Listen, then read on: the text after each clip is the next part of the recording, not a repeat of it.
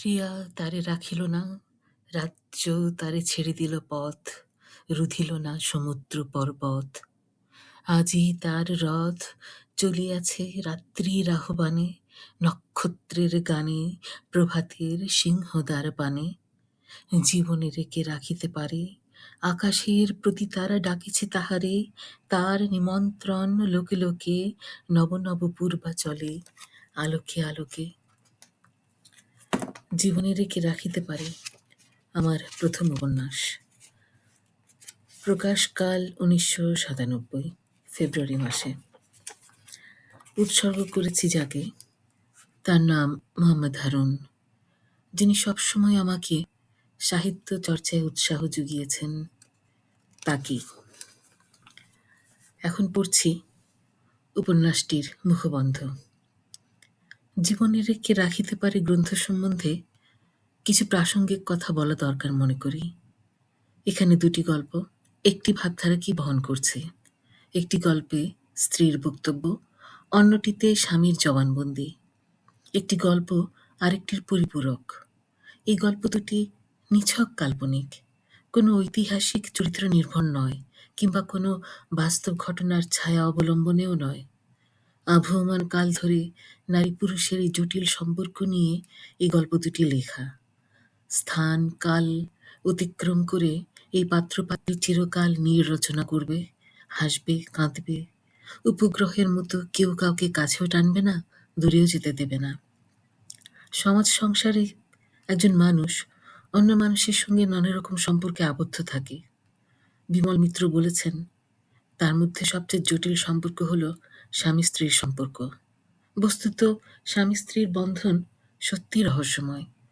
পরিবার ও সমাজ মিলে এই সেতুবন্ধন রচনা করে, কিন্তু তাদের মধ্যে সুসম্পর্ক গড়ে তোলার দায়িত্ব কার, সে শুধু বিধাতাই জানেন। দায়িত্বটি কার তা যদি মানুষের জানা থাকত, তবে সব দম্পতিই সুখের সাগরে অমল ধবল পাল তুলে দিয়ে জীবন তরী বয়ে যেত।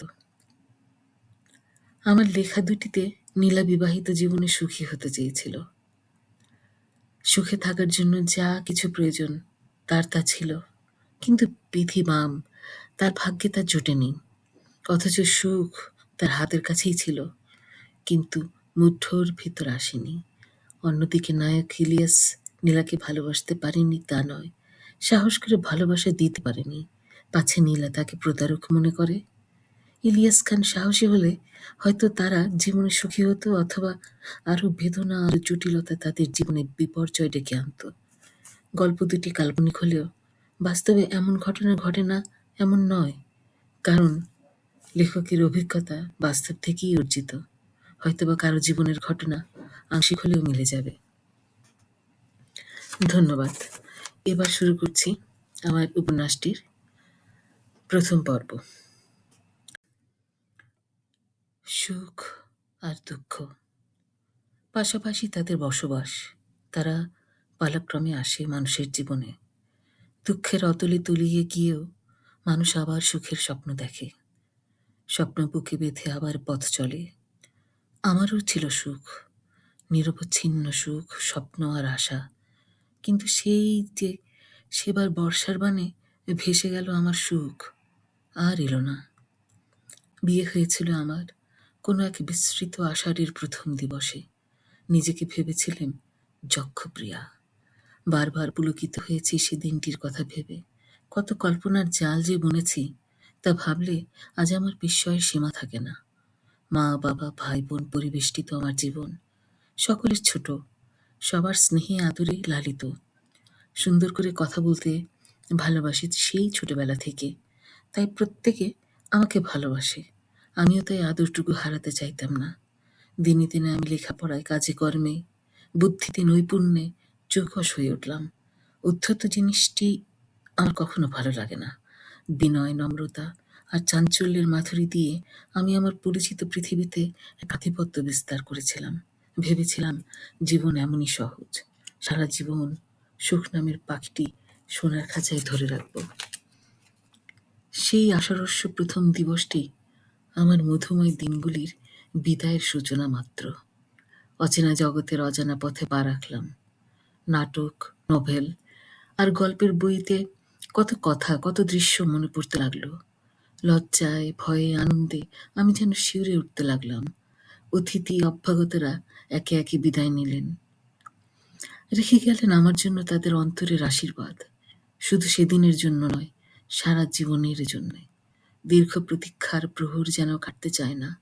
অবশেষে আমার স্বামী ইলিয়াস খান ঘরে এলেন। তিনি যেন আমাকে দেখতেই পেলেন না। আমি নতশিরে একটি কথা শোনার জন্য অপেক্ষা করছি। আমার প্রতীক্ষার কোথায় সমাপ্তি জানি না। তিনি যথারীতি তার শোবার প্রস্তুতি নিলেন। তারপরে গম্ভীর আওয়াজ তুলে আমাকে চেঞ্জ করে শুয়ে পড়তে আদেশ দিলেন। তিনি নিজেও শয্যা গ্রহণ করলেন। আমি তখন বিস্ময়ে বিমূঢ়। কি করা উচিত কিছুই মনে পড়ছে না।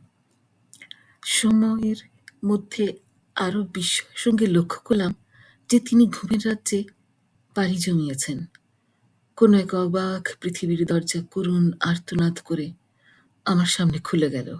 আমি একের পর এক কেবল বিস্মিত হচ্ছি। কতক্ষণ চুপচাপ বসে থেকে ধীরে ধীরে পালঙ্ক থেকে নেমে সোফায় উপবেশন করলাম। যার ঘরে বসে আছি তার সঙ্গে আমার কোনো রকম পরিচয় নেই।